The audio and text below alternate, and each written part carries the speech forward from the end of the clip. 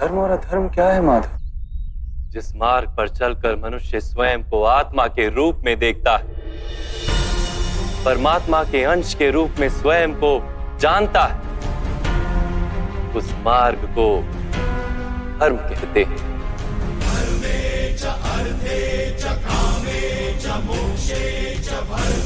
जब मनुष्य स्वयं को परमात्मा के अंश के रूप में जान लेता है, तब उसे ये अनुभूति होती है कि ये सृष्टि ही परमात्मा है और ये परमात्मा ही सृष्टि है। सृष्टि और परमात्मा में कोई भेद नहीं।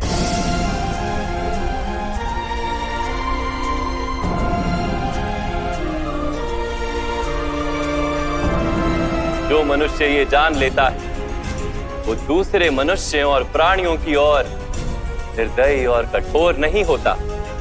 वो ये जानता है कि जीव कटने से पीड़ा केवल जीव को नहीं होती, उसकी अनुभूति समग्र शरीर को होती है।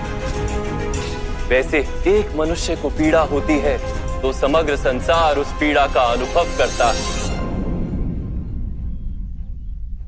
जब तक संसार में एक मनुष्य भी पीड़ित है, तब तक वास्तव में किसी का भी सुख संपूर्ण नहीं। ये जानने पर मनुष्य का मन करुणा से भर जाए, उसे धर्म कहते हैं।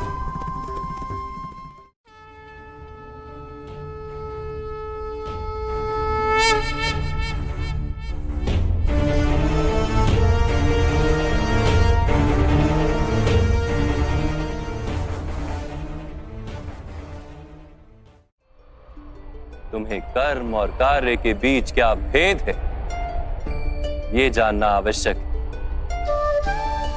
सभी कर्म कार्य हैं, किंतु सभी कार्य कर्म नहीं। कर्म उस कार्य को कहते हैं जिसके साथ फल की आशा जुड़ी हो।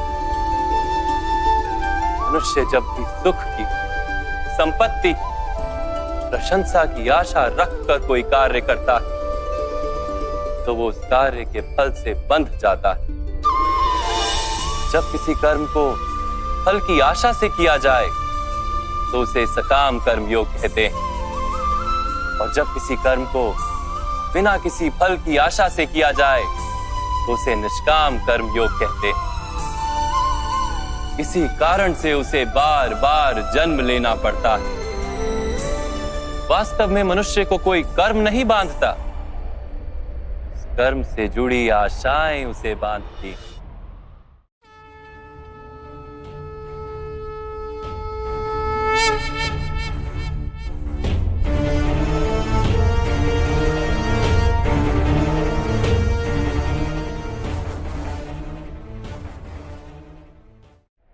यदि इस युद्ध में तुम्हें विजय होने की आशा है, तो पराजित होने पर तुम्हें भीषण दुख होगा, और वो दुख तुमसे कोई अन्य कार्य करवाएगा जिसके लिए तुम्हें दूसरा जन्म लेना पड़ेगा।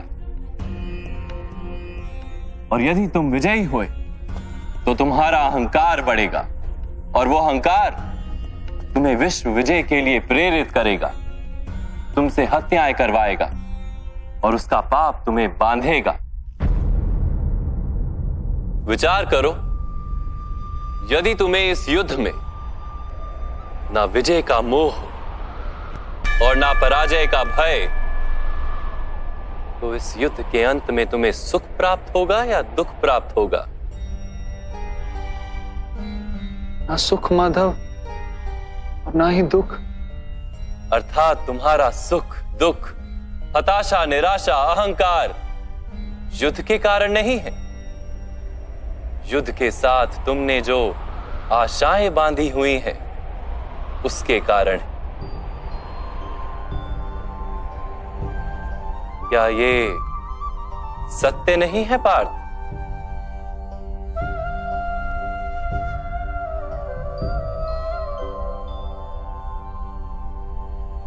सुख दुखे समे कृत्वा लाभा लाभो जया जयो ततो युद्धाय युज्यस्व नैवं पाप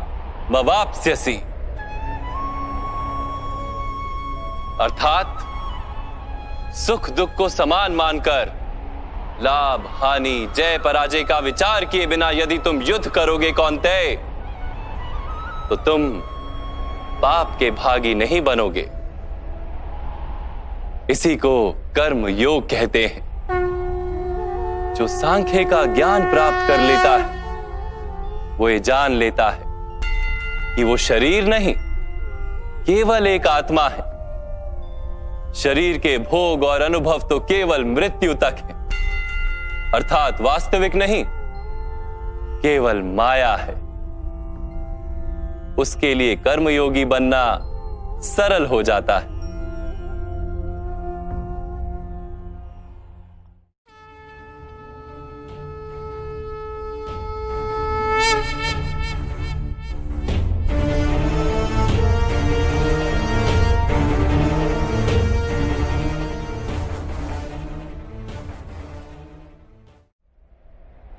यदि कार्य से बंधन निश्चित है तो क्या संसार का त्याग करके संन्यास लेना उचित नहीं? इसी विचार का परिणाम है कि आज ये युद्ध हो रहा है पार्थ।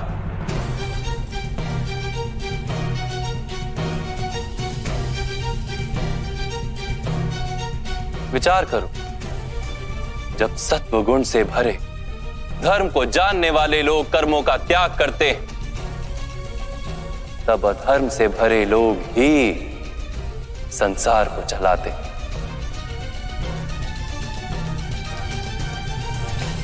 सत्वगुण से भरे मनुष्य ही संसार को लाभ दे सकते हैं, किंतु वो ही संन्यास का विचार करते हैं। जैसे जल तो भाप बनकर उड़ जाता है और कीचड़ कीचड़ वहीं पड़ा रहता है, वैसे सत्वगुणी सज्जन लोग तो संसार का त्याग कर देते और तमस से भरे अधर्मी लोग संसार में कार्य करते हैं। इसी कारण से संसार में पाप और अधर्म बढ़ता है।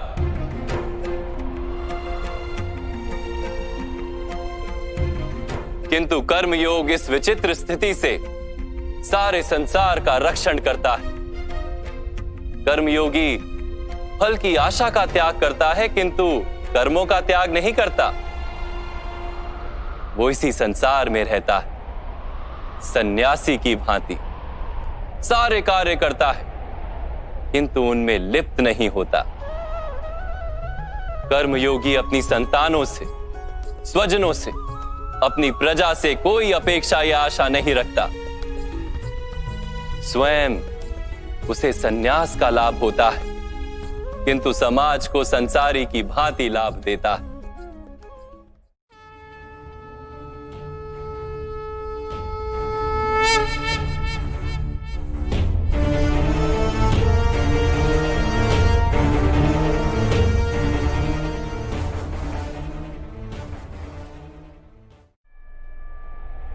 यदि गहन विचार करोगे पार्थ, तो शीघ्र ही ये जान लोगे कि जीवन में ऐसा कोई कार्य नहीं है जिसके साथ आशाएं और अपेक्षाएं जोड़ना अनिवार्य हो।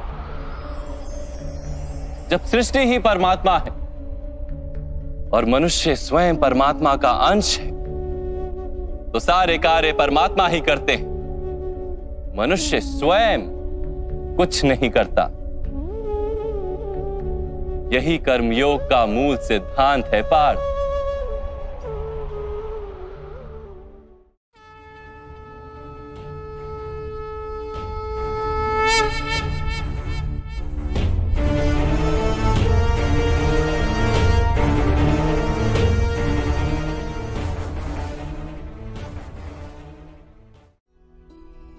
सुनो पार्थ, जो स्वाद से छूटने के लिए भोजन का ही त्याग कर देता है, वास्तव में उसके मन से स्वाद की लालसा कभी जाती ही नहीं।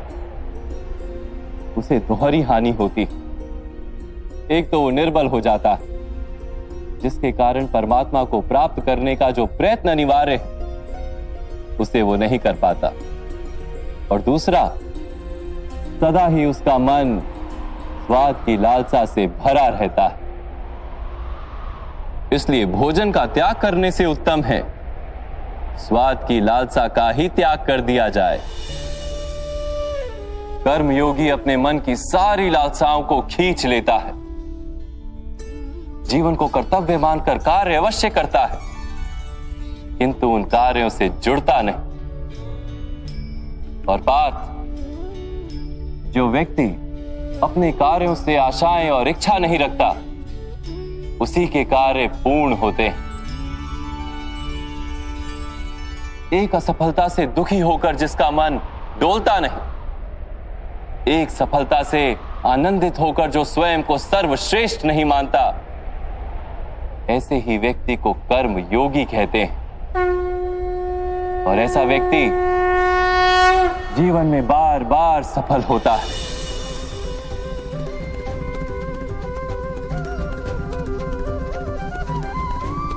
ध्यायतो विषयान् पुंसः संगस्तेषु पजायते, संगात संजायते कामा, कामात् क्रोधो भिजायते, क्रोधात् भवति सम्मोह, सम्मोहात् स्मृति विभ्रम, स्मृति भ्रंशात् बुद्धिनाशो, बुद्धिनाशात् प्रणश्यति। फल की आशा से कामना प्रकट होती है, और कामना का तो स्वभाव है असंतुष्ट रहना। असंतोष से क्रोध उत्पन्न होता है, और क्रोध से मोह जन्मता है। मोह के कारण व्यक्ति आचार और व्यवहार का ज्ञान ही भूल जाता है।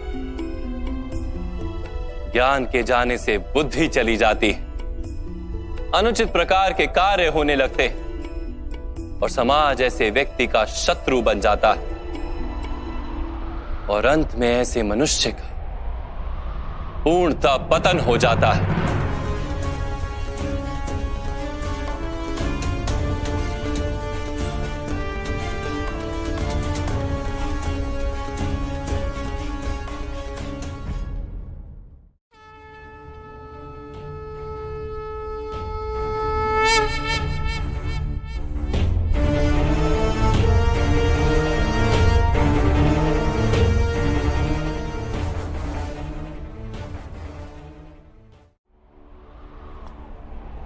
तुम्हें भी कर्म योगी बनकर ये युद्ध करना आवश्यक है पार्थ। त्रिगुणिया विश्या वेदा निस्त्रिगुण्यो भवार्जुना, निर्द्वंद्वो नित्य सत्वस्थो, निर्योग क्षेम आत्मवान। 3 गुणों का त्याग करके निर्गुण बन जाओ पार्थ, इस द्वंद्व से मुक्त हो जाओ। सदा सत्व अर्थात परमात्मा में बुद्धि लगाकर कर्तव्य का वहन करते रहो। कुछ प्राप्त करने की इच्छा और कुछ प्राप्त किए हुए का रक्षण करने का विचार त्याग दो पार्थ, और अपनी आत्मा को स्वतंत्र कर।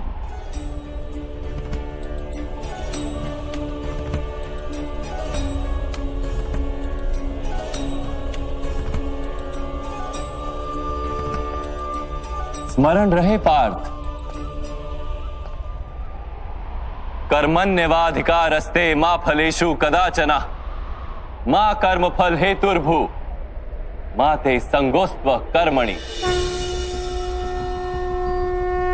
तुम्हारा अधिकार तो केवल कर्म करने का है, फल तो ईश्वर के हाथ में। इसलिए ना कर्म से भागना उचित है, और ना ही कर्म के फल की आशा रखना उचित है।